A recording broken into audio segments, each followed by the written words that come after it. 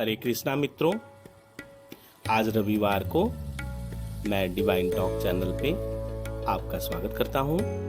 मित्रों, पिछले रविवार को हमने द्वितीय अध्याय के 36 श्लोकों तक का पाठ कर लिया था। आज हम 37 से लेकर 48 श्लोकों तक का पाठ करेंगे। अब तक हमने द्वितीय अध्याय में देखा कि भगवान कृष्ण पहले अर्जुन को समझाते हैं कि आत्मा अजेय है, आत्मा नष्ट नहीं हो सकती है।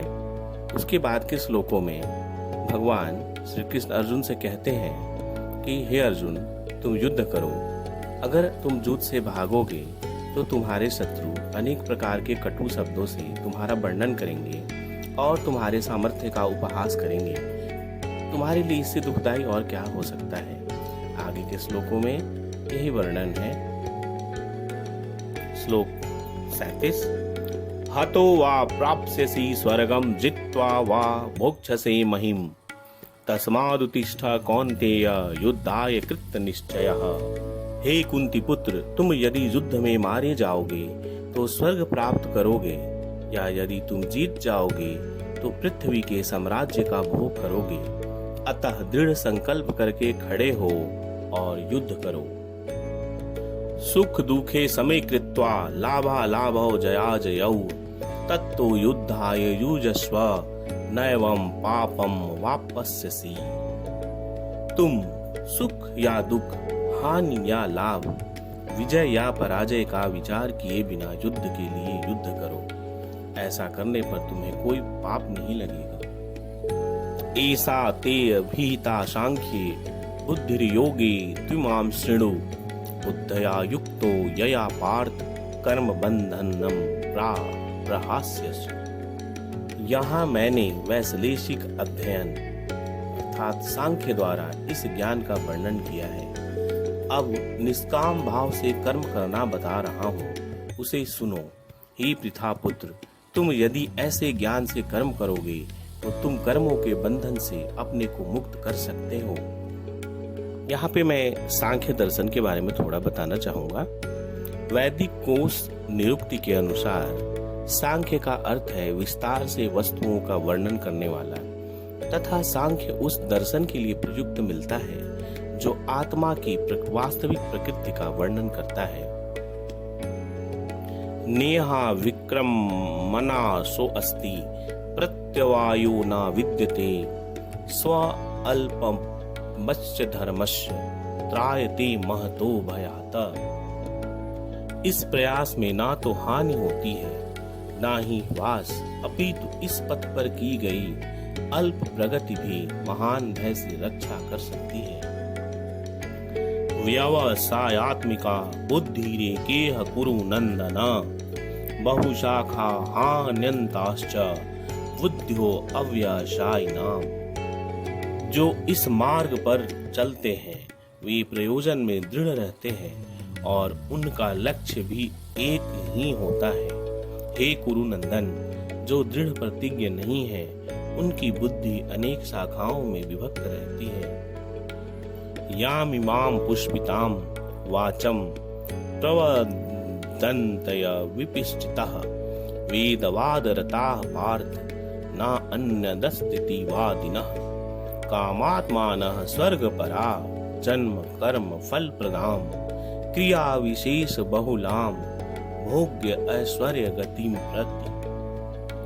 अल्प ज्ञानी मनुष्य वेदों के उन अलंकारिक शब्दों के प्रति अत्यधिक आसक्त रहते हैं जो स्वर्ग की प्राप्ति, अच्छे जन्म, शक्ति इत्यादि के लिए विविध सकाम कर्म करने की संस्तुति करते हैं। इंद्रिय तृप्ति तथा ऐश्वर्यमय जीवन की अभिलाषा के कारण वे कहते हैं कि इससे बढ़कर और कुछ नहीं है। यहाँ पे भगवान ये बताते हैं कि साधारणतः सब लोग अत्यंत बुद्धिमान नहीं होते और वे अज्ञान के कारण वेदों के कर्मकांड भाग में बताए गए सकाम कर्मों के प्रति अत्यधिक आसक्त रहते हैं। वे स्वर्ग में जीवन का आनंद उठाने के लिए इंद्रिय तृप्ति कराने वाले प्रस्तावों से अधिक और कुछ नहीं चाहते। जहाँ मदिरा तथा दरुइयां उपलब्ध है और भौतिक ऐश्वर्य सर्वमान्य है।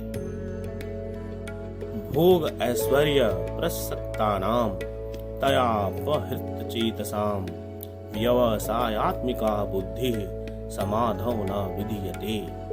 जो लोग इंद्रिय भोग तथा भौतिक ऐश्वर्य के प्रति अत्यधिक आसक्त होने से ऐसी वस्तुओं से मोहग्रस्त हो जाते हैं, उनके मनों में भगवान के प्रति भक्ति का दृढ़ निश्चय नहीं होता। त्रैगुण्य विषया वेदा निस्त्रैगुण्यो भवार्जुना निर्द्वंदो नित्यस्तवस्थो निर्योगक्षेम आत्मवान। वेदों में मुख्यतः प्रकृति के 3 गुणों का वर्णन हुआ है। हे अर्जुन, इन तीनों गुणों से ऊपर उठो, समस्त द्वैतों और लाभ तथा सुरक्षा की सारी चिंताओं से मुक्त होकर आत्मपरायण बनो। यावान अर्थ उदपाने सर्वतः सम्पल्लुतोदके तावान सर्वेषु वेदेषु ब्राह्मणस्य विजानतः। एक छोटे से कूप का सारा कार्य एक विशाल जलाशय से तुरंत पूरा हो जाता है। इसी प्रकार वेदों के आंतरिक तात्पर्य जानने वालों को उनके सारे प्रयोजन सिद्ध हो जाते हैं। कर्मण्येवाधिकारस्ते मा फलेषु कदाचन मा कर्म फल हेतुर्भूमा ते संगो सत्वकर्मणि। तुम्हें अपना कर्म करने का अधिकार है, किंतु कर्म के फलों के तुम अधिकारी नहीं हो। तुम ना तो कभी अपने आप को अपने कर्मों के फलों का कारण मानो, ना ही कर्म ना करने में कभी आसक्त हो। योगस्था कुरु कर्माणि संगत्तवा धनंजय सिद्धय सिद्धयो शमो भूत्वा समत्वम योग उच्यते। हे अर्जुन, जय अथवा पराजय की समस्त आसक्ति त्याग कर समभाव से अपना कर्म करो, ऐसी समता योग कहलाती है। हरे कृष्णा मित्रों, आज के लिए बस इतना ही। अगले रविवार मैं आगे के श्लोकों के साथ फिर आपसे मिलूंगा। तब तक के लिए हरे कृष्ण।